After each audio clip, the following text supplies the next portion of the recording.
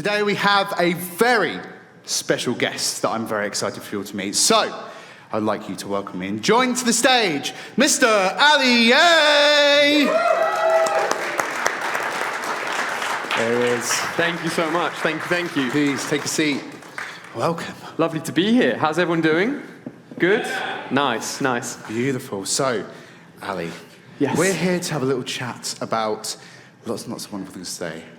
And we're going to start off by diving a little bit into your career, diving a little bit into what life was like before AliA. The Ali before the A, as it were.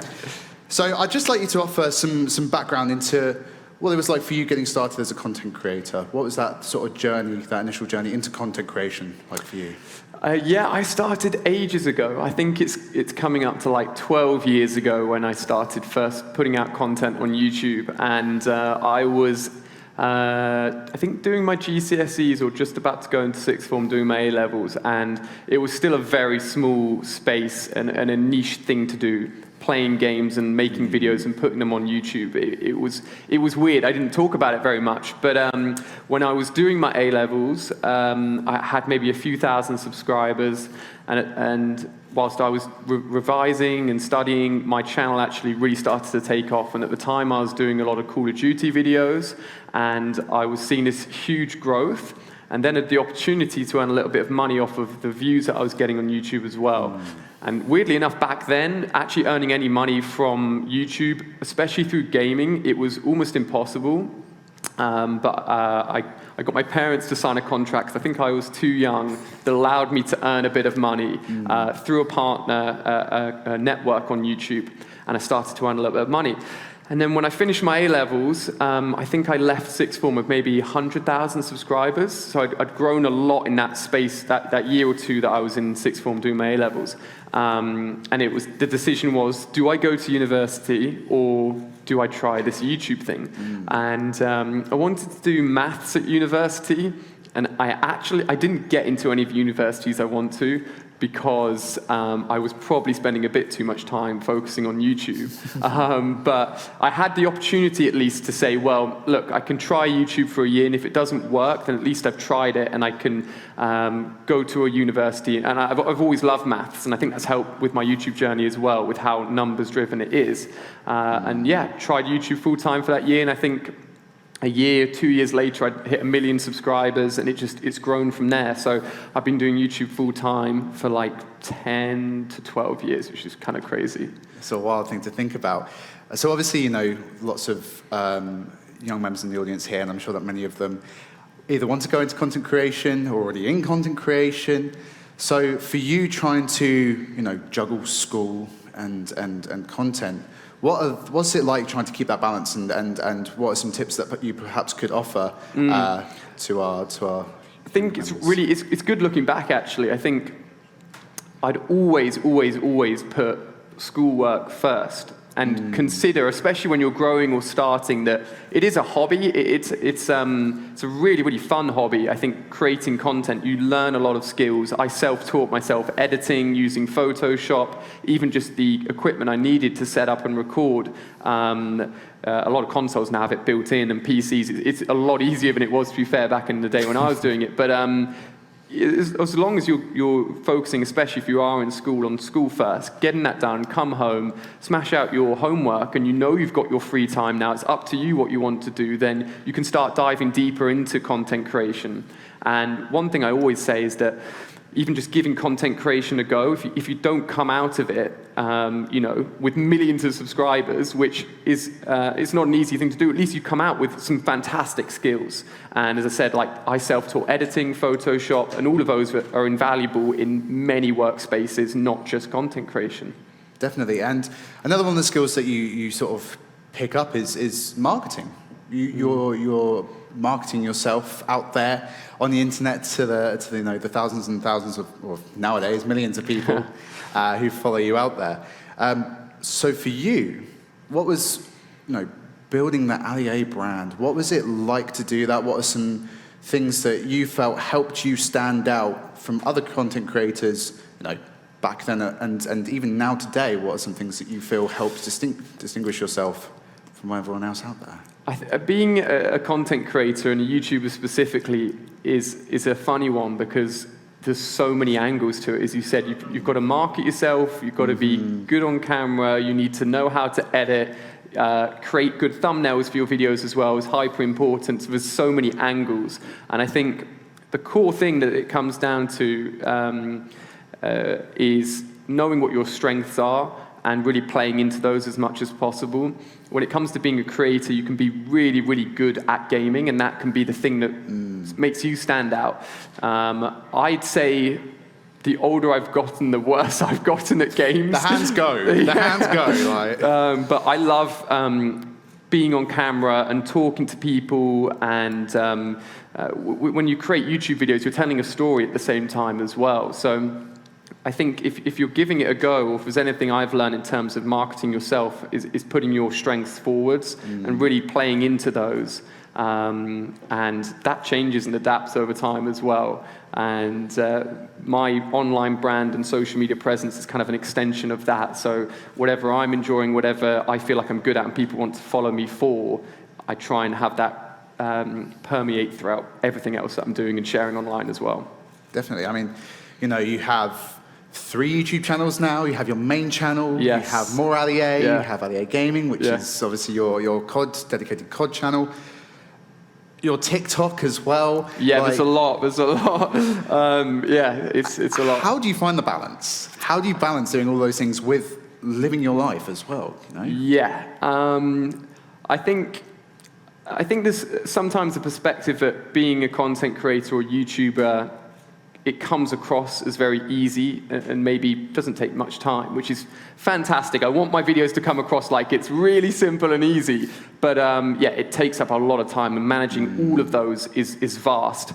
And I think if anyone's starting out, it's almost, you don't want to look at someone of my size, for example, and think, well, I need to run a TikTok, Twitter, Instagram, 3 channels. It's too much. It's all about scaling, right? And when you feel comfortable with that thing that you're doing first, and you know you're running it really well, move on to the next thing. I obviously didn't start with 3 channels. I started with 1. And when I felt really confident running my first channel, I was like, okay, I've got some time here. I'm going to make a second channel. And that's sort of the premise of anything I do, is when I feel comfortable and I really know the structure and the timings behind what I'm doing, and I've got that free time, then I start filling it with additional things. Like, I'm at a point now where I'm really heavily working on the team that I have supporting me for content. So I've got a content manager, editors for every single channel, thumbnail designers, ideas people. So I've got a really big team, so I can focus on just turning the camera on, recording the videos, and then everything else I can send out to people. And obviously when you start out, you probably have to do everything yourself, just like I did. So it's a case of scaling that up and knowing how to scale things up. Like, as we going back originally, if you're in school, coming home from school, doing your homework, playing with your friends, whatever it is, and then if you've got that time, you can start building a channel, creating content, having fun, and the more free time you have, you can start really dedicating the right amount of time to doing the right amount of things, starting small and then growing. It's beautiful. And what are, for those who are looking to get into content creation, looking to, expand on their content creation already, what are some perhaps other tips that you can offer to those people, apart from obviously working to manage your time? Yes. It may sound silly, but I really don't think it is. I think for me, planning ahead, really, really important. And even if you're starting out and uploading videos for fun, if you've got some sort of schedule that you can write in, well, I want to put this video out on Friday, and it's Monday, you have a goal, you have a target, and it starts becoming easier to work into your routine and structure, and you know what you're aiming for, and you can start setting targets. I know when I first started out, it was just like, I'd wake up, what video am I going to make today? And I just make something up. Whereas now I'm planning content weeks and weeks and weeks in advance. And I think that's something that can be applied to anyone at any level. Not only gives you more time to think about the idea, execute the idea better, but give structure to everything you're doing as well. It's beautiful. Thank you for that. I want to turn to your content itself a little bit, because you very much came up on your main channel as a Call of Duty player, and at some point must have been core, what, 2018, 2017, 2018? Yes. Yeah. All of a sudden, Call of Duty wasn't there anymore. There was Fortnite. And, you know, for you, who built most of your brand, or I'd say, most of your brand on Call of Duty. Yeah. What was it like making that decision to transition over to Fortnite? And, you know, because obviously you can say, oh yeah, well, you know, the numbers were good. Fortnite was the hot thing at the time. I mean, it still is a hot thing. And the numbers are good, so I'm just going to go do that. But there's definitely more to it. I'm sure you'll agree. Yeah. There's two angles to this, and it's like, I built my channel on Call of Duty, and it comes back to, you know, focusing on what you're good at and also really enjoy. And I really enjoyed Call of Duty, and I would, you know, I'd follow every piece of news, every update, every game release. I was there, you know, minute one, uploading content, making sure I was first. And the transition point between Call of Duty and Fortnite at that time came at a point where Call of Duty had a few weak game releases, and I personally just wasn't enjoying it as much. I think when you play any game for years and years and years, you get to a point where it just doesn't seem quite as fun anymore.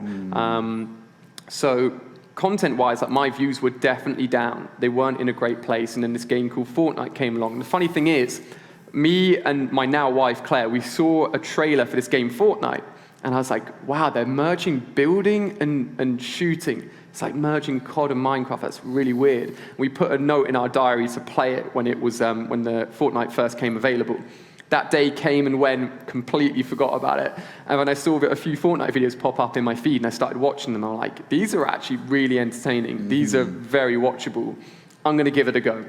So I gave it a go, had absolutely no idea what I was doing, but instantly saw that the videos were doing really, really well, and a lot of skills I could take over to that game. It was my first ever BR game, actually, Battle Royale game, but I had the skills and ability in gaming skills from Call of Duty, but also I had all the previous knowledge of how to make videos, and I think that really helped. And I think I did something called Fortnite Friday initially, where it was like a Fortnite video each Friday.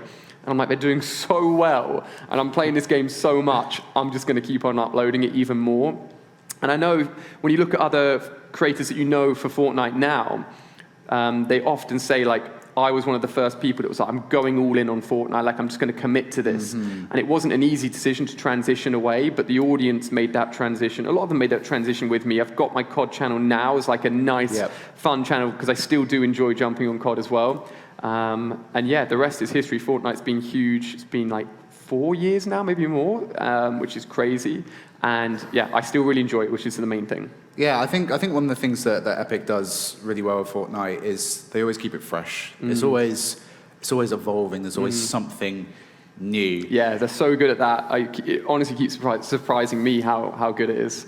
So, like, what's your favorite thing about Fortnite? What is it that really, like, grips you to it? Oh, I love the art style. Like the team that sat down were like, this is the direction we want to have for this game. This merge of like cartoony, super colorful, actually translates really well across to YouTube. Your thumbnails on YouTube, which is like the preview image you get before you click, you want them to be colorful, you want them to stand out. So Fortnite really fits that instantly with its color palette. And the other funny thing is, going back to that transition between Call of Duty and Fortnite, is that an average Call of Duty game maybe lasts like 4 to 6 minutes. So if you upload a single game, you've got a 4 to 6 minute video. Whereas a Battle Royale game in Fortnite can last, like, on average, like 20 minutes.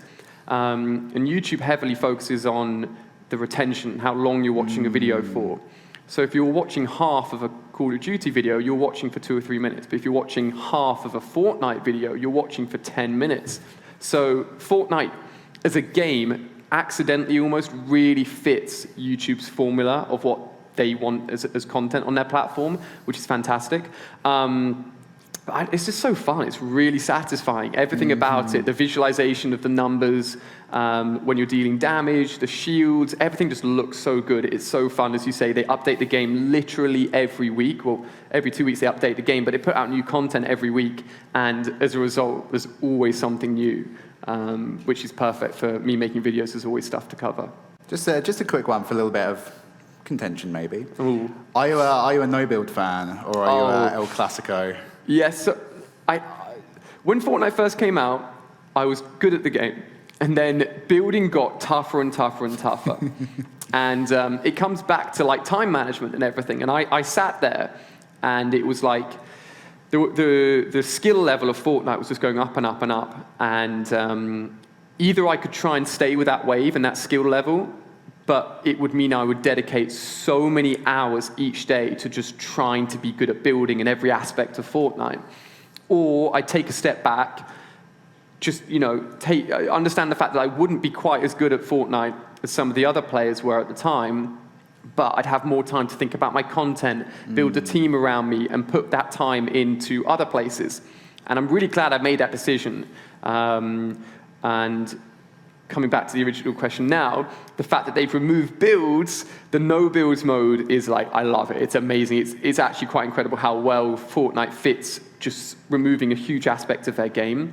Obviously, you can play however you want now, but I'm a no builds fan just because my building isn't that great. No, I feel you. I'm exactly the same. Yeah. Thinking about you taking that time and putting it into other things, there's a bit of a special project that Ali has been working on in conjunction with YouTube. Yes. And I would like to hear all about it. Okay, I'll pitch you what's happening. So, really cool thing is we get to talk a little bit early today about a huge project I've been working on. As you rightly said, like for me, it's all about time management, and got to a point where I was freeing up time, and I was like, I don't want to put this time directly back into my own content. I want to try something new, bigger project, something that's bigger than me. And having been on the platform for so long, and with so many people wanting to get into the content creation space on YouTube, and that's what I feel like I'm an expert at, I wanted to create something that could help the next generation of talent on YouTube. So I've created a project called uTure, which is spelt like future, but take away the F, and have lined up some of like literally the biggest content creators in the world that I consider my friends and are in the space to be a part of the show.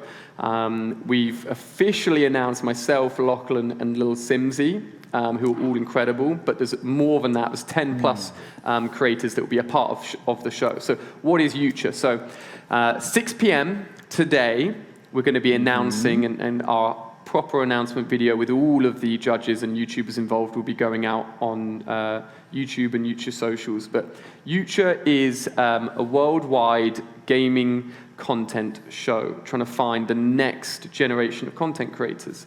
And we've partnered up with YouTube for the application phase through YouTube Shorts, which is incredible. I love YouTube Shorts. Really, really good way of growing on YouTube. It's basically vertical video under 60 seconds on YouTube. And we're going to have an application phase for the next few months where people can create a YouTube short, submit it to the uTure website, and we're going to be going ahead and reviewing all the videos that come through and then picking 10 people that will go onto the uTure show.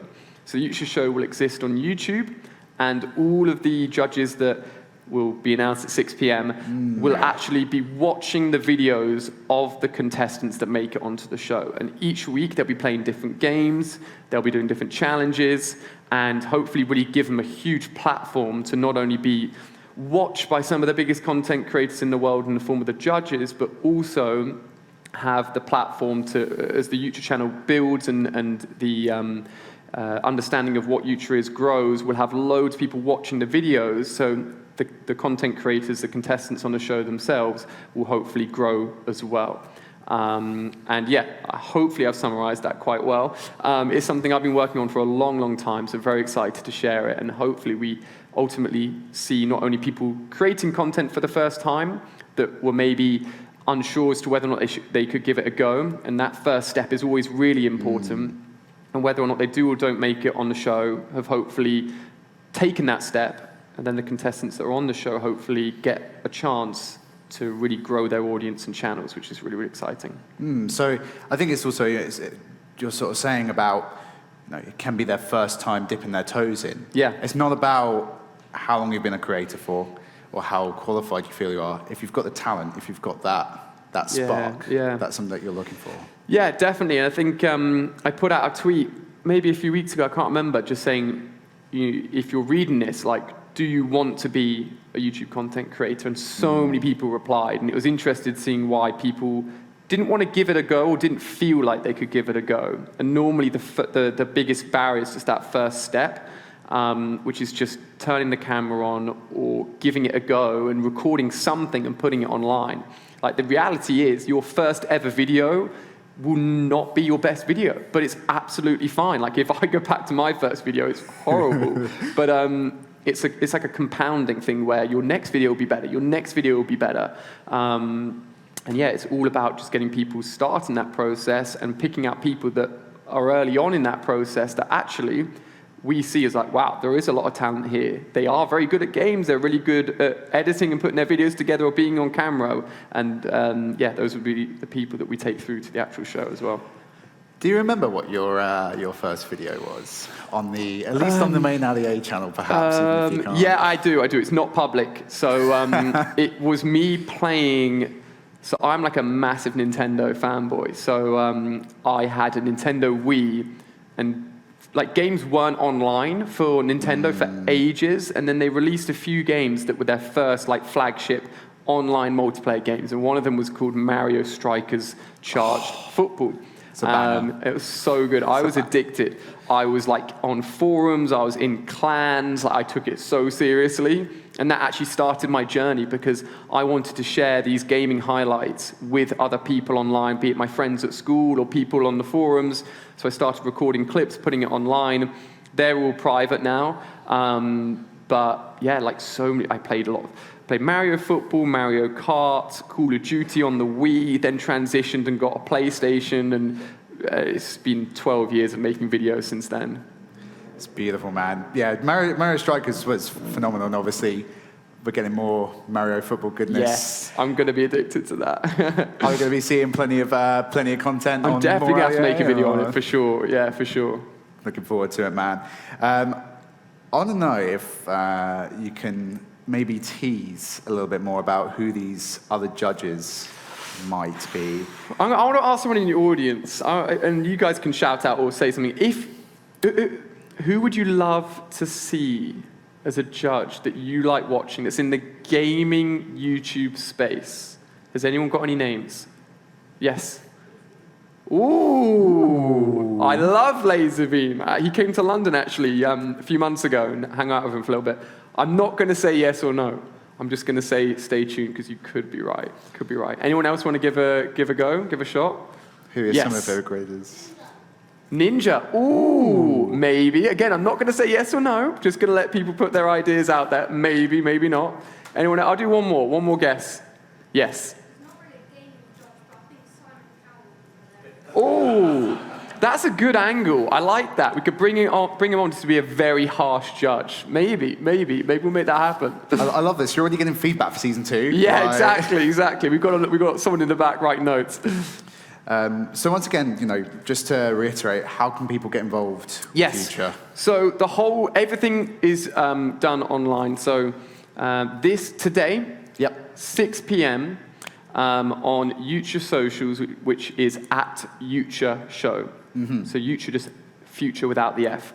And on the uTure YouTube channel as well, we'll be putting out the announcement video, which is very, very exciting. That will send people to uture.show, the website, where they can submit their application. And then for the next 2 months or so, there's obviously a lot of work behind the scenes, going through all of those applications and getting ready for the start of the show. On the uTure YouTube channel, we're actually putting out judges' videos, which I'm very excited to see in their entirety, because I haven't seen all of them, where we go in-depth and interview and talk to all of the judges one-on-one about their YouTube journey, tips for creators, and more. So that will be going out on the YouTube channel as well. And then currently, around the beginning of June or so, we'll have the start of the show. And the show is not like filmed in a studio. It's all the judges in their home setups who will be reacting to the contestants, and the contestants will be making videos at home each week on different games and different challenges. And in a typical sort of show fashion, we'll be losing a contestant each week. So for 10 weeks, the show will go on until we got someone who will win. And we do also have a prize pool of $100,000 for the winner, which is incredible, which should not only hopefully And hopefully they've seen a lot of growth through the show organically on their channels and socials, but the chance to upgrade their equipment and just a fantastic prize for winning what will hopefully be an incredible show as well. So I'm tendering my resignation. No, in all seriousness though, for you as a judge, what are some of the things that you're... So I'm actually not a judge, which may be confusing, but all of the other YouTubers we're bringing on are judges, and I'm more of a host. I see. So I'll be sort of connecting the show together in pieces. You'll see me at the beginning of the show, but I don't want to necessarily be the person giving a score or feeling like I'm there to let this show happen and bring people together and see and create it. But the other YouTubers, the judges we're bringing on, they'll be the ones that will either be very harsh or very nice, and they'll be giving their scores, and it's also worth noting that throughout the show, the public will be able to give their scores as well, so it'll be a balancing of who leaves each week and who's doing well on the leaderboard through public votes and public opinion on the contestants and the judges as well, so I'm not allowed to actually give any scores. I'm just going to be enjoying back. Yeah. Sitting back, enjoying the show. Yeah. We love to see it. Listen, AliA, it's been an absolute pleasure talking to you. Yeah, this morning. really fun. Really fun. Thank you so much for your time. Ladies, gentlemen, boys and girls, non-binary pals, AliA!